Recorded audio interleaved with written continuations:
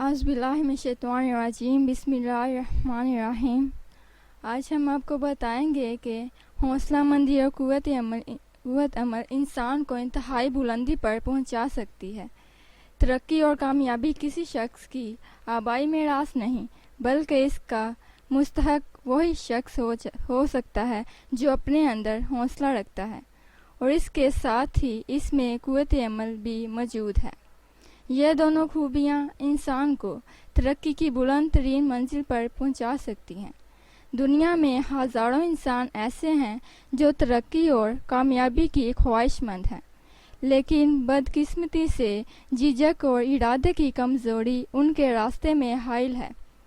وہ کسی کام کو شروع کرتے ہوئے جھجکتے ہیں اور اس بات سے ڈرتے ہیں کہ اگر انہوں نے کوئی کام شروع کیا تو اس میں ناکامی ہوگی، مالی نقصان بھی ہو سکتا ہے اور ندامت بھی اٹھانی پڑے گی۔ یاد رکھیں، ایسے لوگ کبھی ترقی نہیں کر سکتے۔ ترقی صرف وہی لوگ کرتے ہیں جو مضبوط ارادے کے ساتھ اپنے لیے جب کوئی کام تجویز کر لیتے ہیں تو ناکامی کے خوف کے بغیر اسے آگے بڑھاتے ہیں۔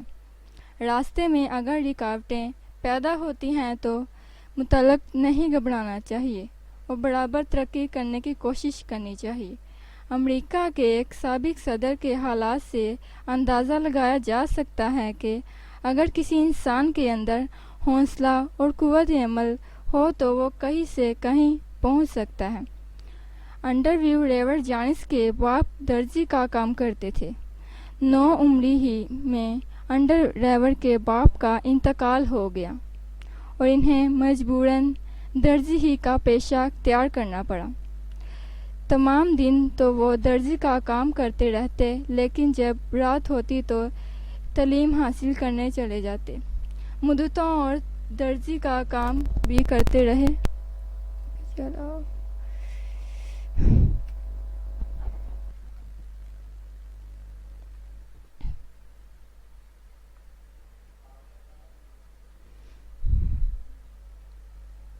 اور تعلیم بھی حاصل کرتے رہے، یہاں تک کہ انہوں نے کالج میں داخلہ لے کر اور رات ہی کے لمحوں سے فائدہ اٹھا کر اعلیٰ تعلیم بھی حاصل کر لی، اور پھر اس کے بعد سیاست میں داخل ہونے کے بعد صدر کے عہدے تک پہنچ گئے۔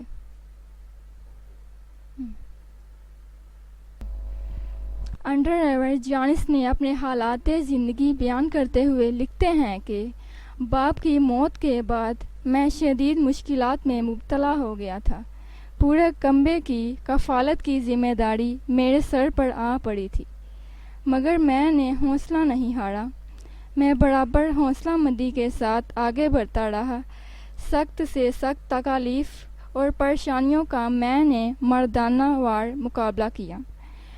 میں کامیاب ہو گیا۔ آگے چل کر وہ اپنے تجربات زندگی بیان کرتے ہوئے لکھتے ہیں کہ انسان کو اپنے خیالات بلند رکھنے چاہیے۔ میں شروع ہی سے بلند خیالات رکھتا تھا اور اس کے ساتھ ہی حوصلہ بھی رکھتا تھا، اور اسی حوصلے اور بلندی خیالات نے مجھے آگے بڑھنے میں مدد دی۔ ایک زمانے میں واٹر مین قلم ساری دنیا میں مشہور تھا۔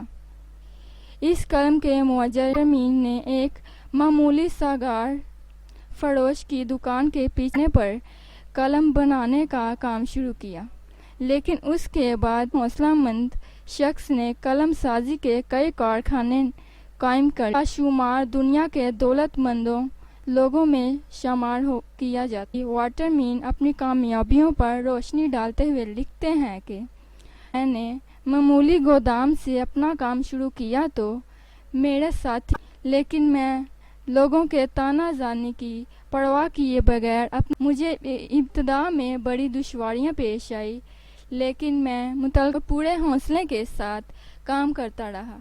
آخر خدا نے مجھے بتایا ہے کہ اگر کسی شخص میں حوصلہ موجود ہے تو اس مشکل ضرور اپنے مقصد میں کامیاب ہوتا ہے۔